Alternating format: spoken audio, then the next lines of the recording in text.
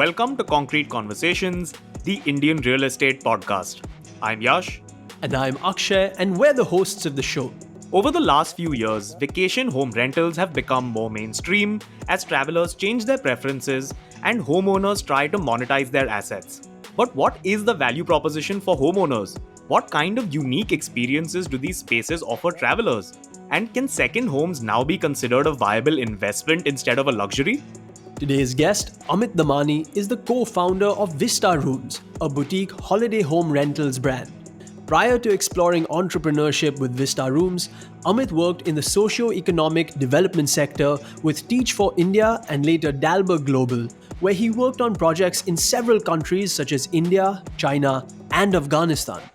With 14 locations and over 400 homes listed across the country, Vista Rooms is one of the major players in a rapidly growing market segment that presents exciting opportunities for travelers, existing homeowners, and aspiring real estate investors alike. So get ready to go on a journey with us as we explore the short-term rentals market in India. So Amit, thank you so much for joining us on Concrete Conversations. How are you doing? How's your Saturday going so far? Thanks, Akshay and Yash. Going well. Good to join you guys on this podcast. We're glad to have you. I think obviously the first question that everyone is wondering is, can you maybe tell us a little bit about your career and what sort of brought you into the short-term rental space with Vista Rooms? Sure. I would say my professional career hasn't been that connected to what I do today, but from a personal note, a lot of sort of deep connect to what we do. So I'll start with the personal journey first and then speak about my professional journey. Sure. But Vista manages holiday homes across the country. These are all boutique homes that have been curated and selected for their uniqueness. So when I think about why we do what we do, it's primarily to help homeowners manage their homes in a manner that it's constantly being maintained, it's being monetized such that expense center becomes a asset center or becomes a profit center. So personally, the journey for me and the perspective that I come from is not only being someone who's managing these homes, but also a homeowner who has her home in Lonavala as well, which was one of our starting points in the Vista journey. Right. We've had a family home for the last 30 odd years in Lonavala. It's a home that is very close to my grandmother's heart. It's a space that my granddad got for her. So it's a home that's very close to her, and the idea primarily was that this home is close to us. There was no intention to sell it, but how do we ensure that the place is being maintained and sort of paying for itself? Right. How do I make my grandmother feel independent to take decisions on how she wants to spend on the property rather than relying on my dad or my uncle in covering those expenses? So that's sort of been that personal journey of doing Vista. And I mean, I'm lucky that it's not just my grandmother who has supported us through this journey, but 400 plus other owners. And we've been able to build this network of homes across the country. And from a professional point of view, I primarily, have done, have been focused on the development sector.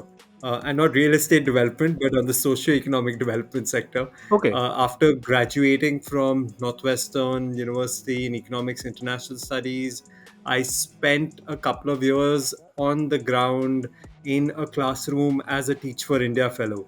So pretty much a class teacher teaching from 9 to 5 every day to grade 3, and then the same students in grade 4. Right. So that was an amazing experience, and I tell everyone that I think I learned some bits of my management skills managing 35 students. I don't think it's any different from managing, sort of a team of 35 or 100 people. It might be even more challenging to manage kids, right? Yeah, absolutely.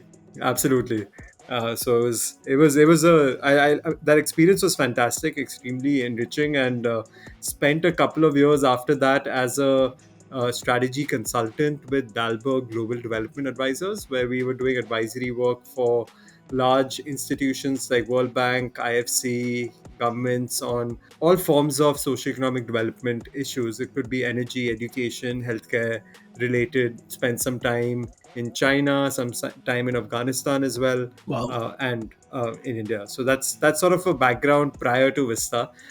Very different. Right. Post that, I was very clear I wanted to take the entrepreneurial path.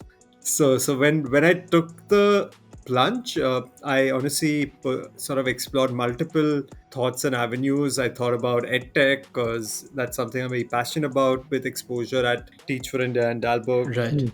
But how did I come to this? I think it has to do with obviously finding that personal connect, to realizing that this we have this beautiful home, and it's not just a problem for us but for a lot of other homeowners as well, and solving that. So, as you said, the inspiration possibly came from a personal connect.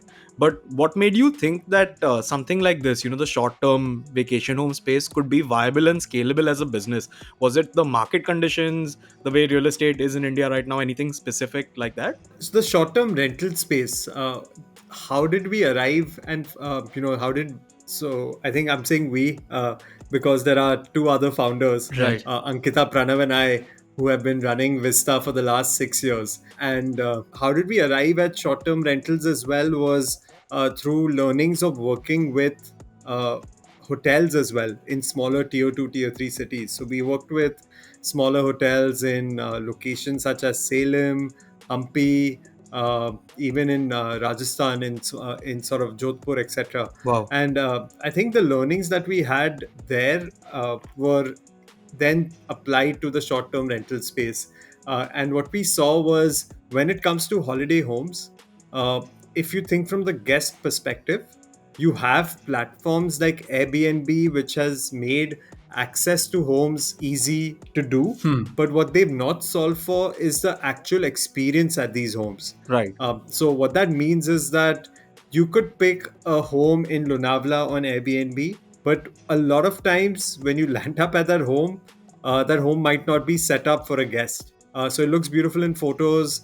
You're excited for your trip, but when you get there, you realize, hey, the tap's not working, the AC is conked, Hmm. cleaning hasn't taken place properly, and these are natural issues that take place because the homeowner is not staying at these beautiful holiday homes. To make that change, you need someone who can sort of take care of that hospitality required at these homes. And I think that's what we saw as that opportunity. So that's the first piece with respect to hospitality. The second is with respect to marketing the home itself. Most homeowners are HNIs, ultra HNIs, who are busy with their own personal and professional lives. So this is just an asset that they have invested in, and they're looking for someone to take care of it, Right.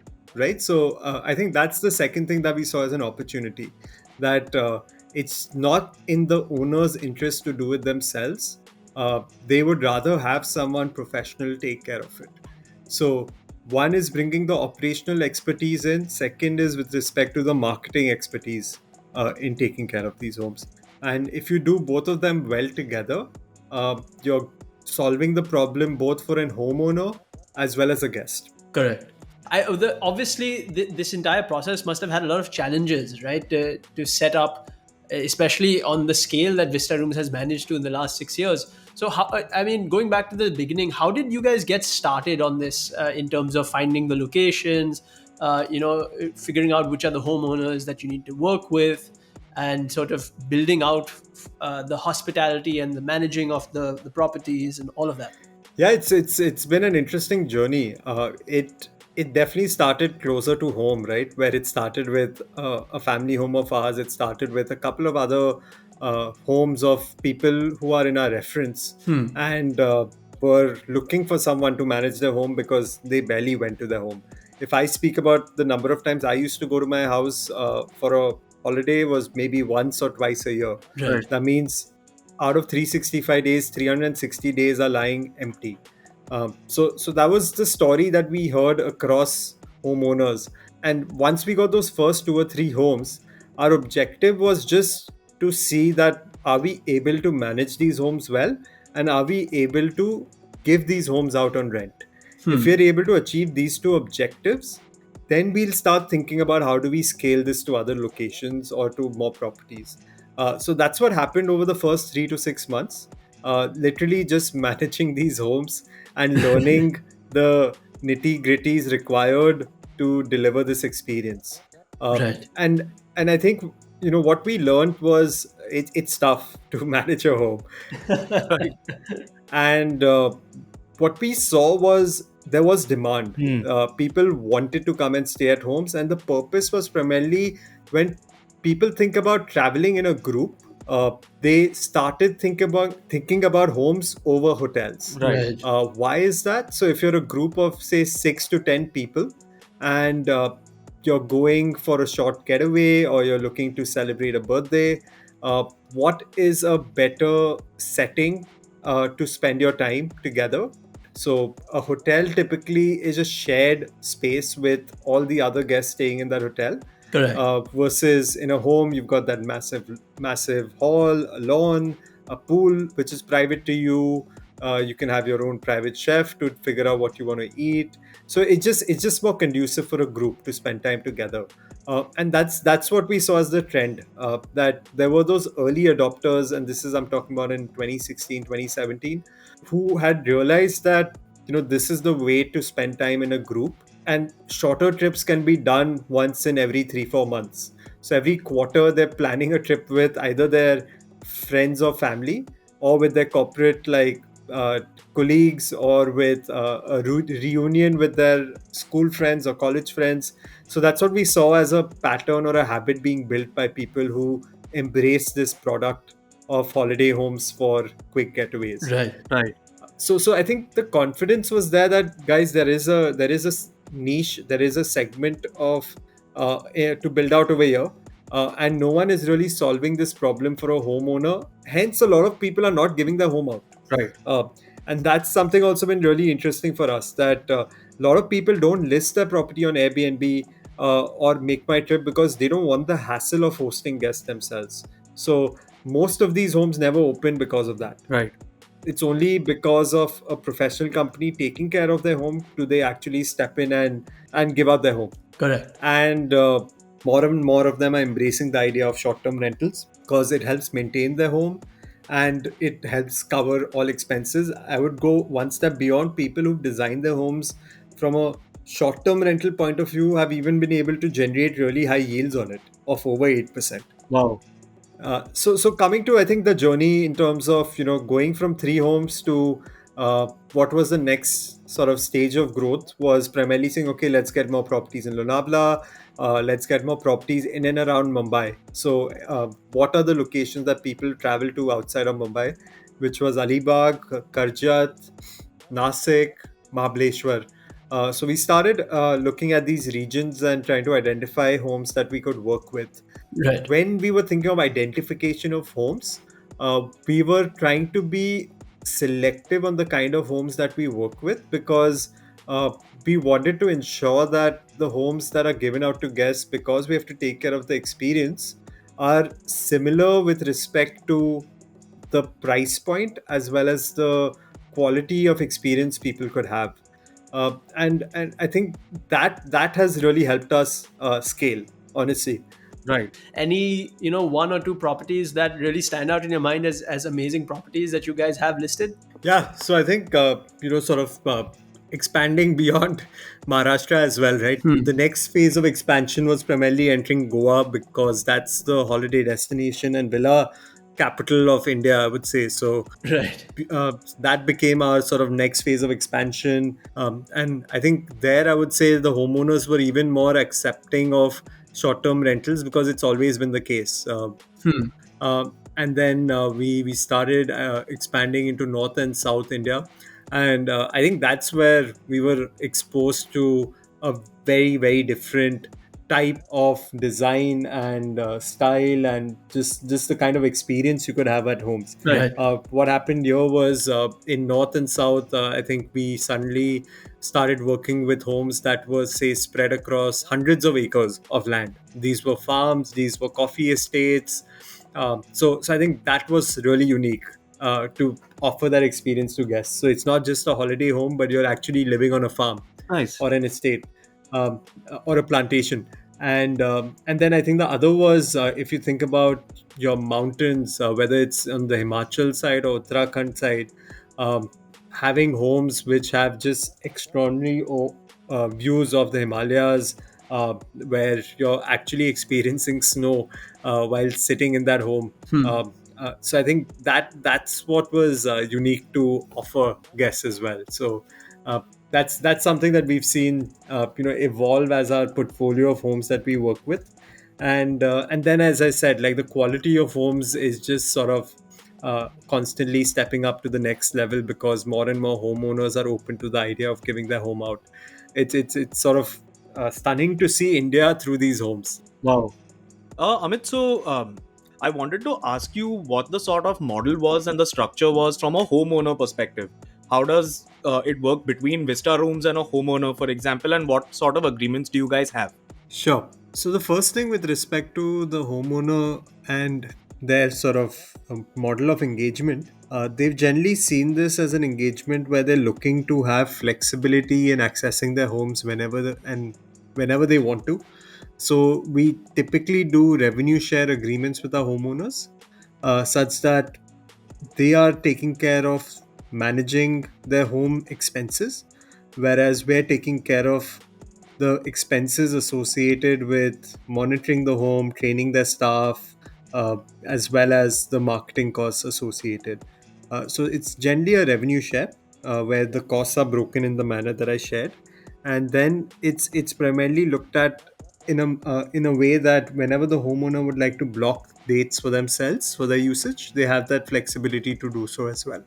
Could you just give us first, like, a little bit of a snapshot in terms of how this would work as an investment for maybe people even who are looking at build to suit for short-term rentals versus someone who already has a home and decides to partner up with Vista Rooms for short-term rentals? Yeah, we've seen owners having two different purposes, and their profiles determine the way that they want to approach this. One is an owner who wants to use their home, sort of once a month or once in a couple of months, and they're thinking about primarily their home sweating for itself.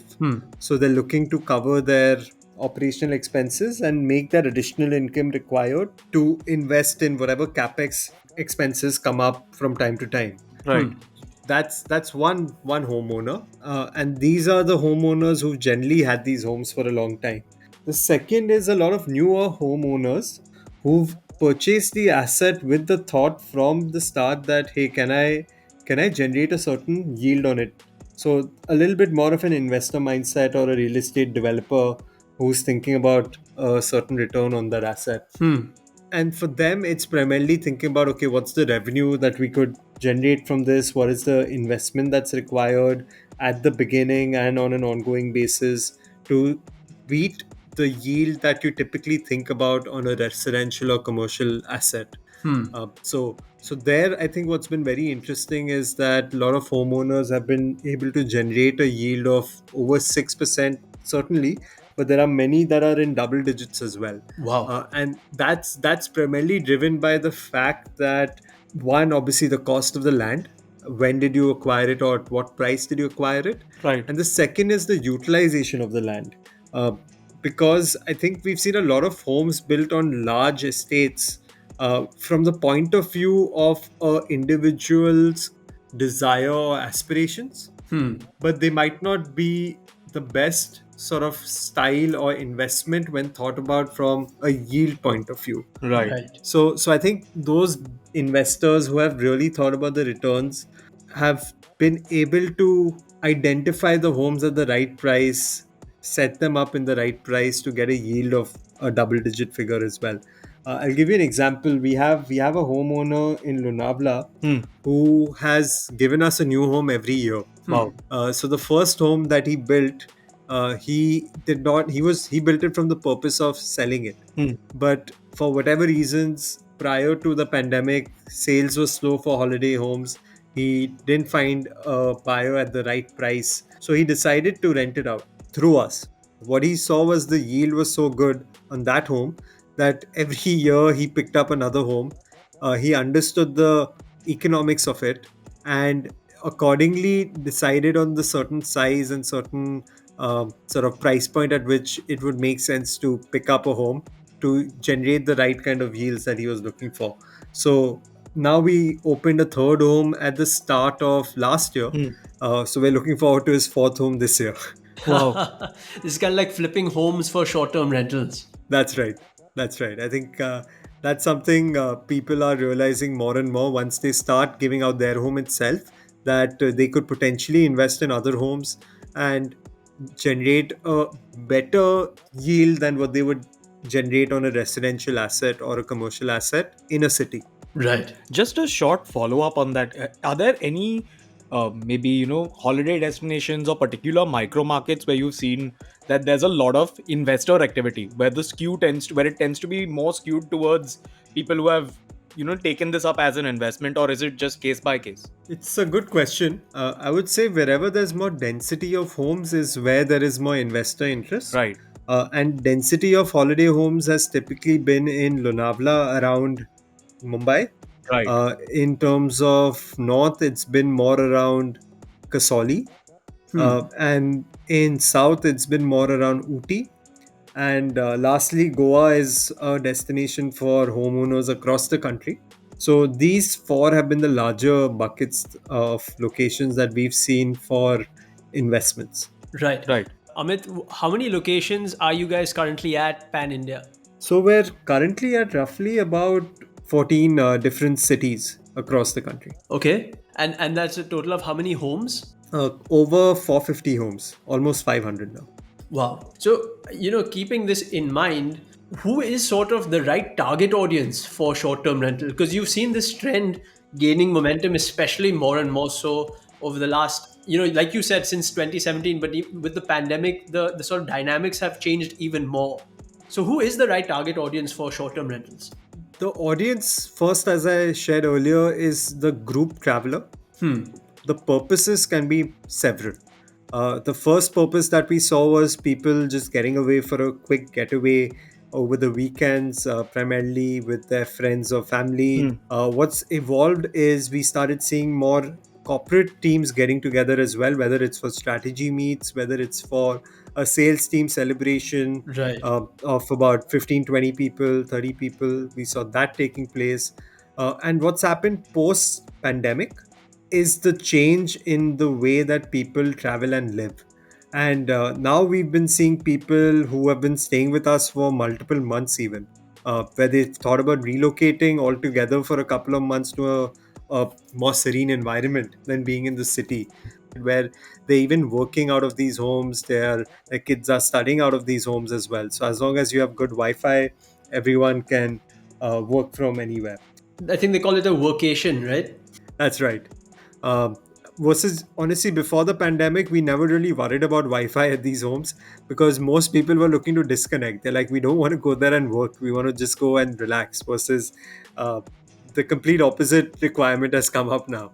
And lastly, I was going to say a lot of smaller events have started taking place, which is whether it's a smaller wedding of 30 to 50 people, whether it's anniversary celebrations, whether it's reunions, uh, just those smaller team events, smaller family events. We've seen more and more of those take place. Right. And just to take this to the next level, possibly, we spoke to a guest about the concept of digital nomads. So I wanted to ask you, given all the changes we've seen with the pandemic, do you feel that we're headed in this direction when it comes to short term rentals, or is there a way to go yet? I think that it's at an early adoption phase where digital nomads are thinking about traveling and living out of unique locations. They're not tied in with being in a specific city and an office that they need to go to on a day to day basis. Right. So there is definitely that early adoption taking place. You see so many more people, sort of not taking up jobs but freelancing. So you've seen that change take place. Right. And I think that's what's giving everyone flexibility. One, their offices are allowing them to work from anywhere, plus a lot of people transitioning from full-time jobs to just freelancing and defining their own calendar and the kind of opportunities that they take up. Right, right. Do you think, I mean, with this concept, as this concept gains more momentum, do you think that there's potential for a model where maybe someone comes to Vista Rooms and takes one long-term lease and says, I'd like to take a lease for a year, but I want it broken up into, quarterly installments over several locations or something like that? Akshay is trying to plan out his 2022. Yeah, I think we've seen very interesting things take place over the last couple of years, and I'm sure we will have to keep evolving on the needs and requirements of a user. We'd love to turn some of our homes into, even places where tech teams can come together and code together. So I definitely see that trend picking up more and more. You see so many people working out of Goa at the moment. Right. So it's not only individuals who have gone and started working from there, but teams have decided that, hey, let's move there for a couple of weeks or months and work together. Right, right. And since we're talking about the expansion and use cases, one of the things from the service side of things that I thought we should ask you is how do you ensure the standardization of your product, not just across in several different homes you have in Lonavala, say, but across the 14 locations that you're in, and then across the 450 plus homes that you're in, and then across the different kinds of users, so for weddings or for corporate offsites or for family vacations. So it's a lot of hard work and a lot of discipline that's required on ground to ensure that every home is one set up in the right manner. It's clean, it's hygienic, and then on top of that you can add the layer of experience, and then on top of that you can add that cherry on top, which is delighting the guest in some way. Right. So it's a lot of effort. I think every action is mapped out, and reactions are even mapped out on what needs to be done. So I think that's something that's really critical to ensure you have consistency in delivery. And for us as well, first layer is how do you ensure the property is cleaned on a daily level? How do you audit the place on a regular basis? So we have a team on ground that's auditing every home. Then there is a team on ground who's taking care of the entire F&B experience that a guest needs. So there's sort of adding all those layers in a home which frankly didn't exist earlier. Right. It was just a home where you had a caretaker, and now you have to add those hospitality layers to it. Right. So it's something we've had to build an ecosystem around and build our team around on the ground in each of these locations. That makes sense. And I'm just going to quickly ask a very sort of cheeky follow up. Do you feel like, from an investor's standpoint, if they're doing a build to suit for short term rentals, building it for one of these use cases perhaps gives them a better ROI on their investment than another use case? Good question. The way we think of every space is there are three elements that are needed for it.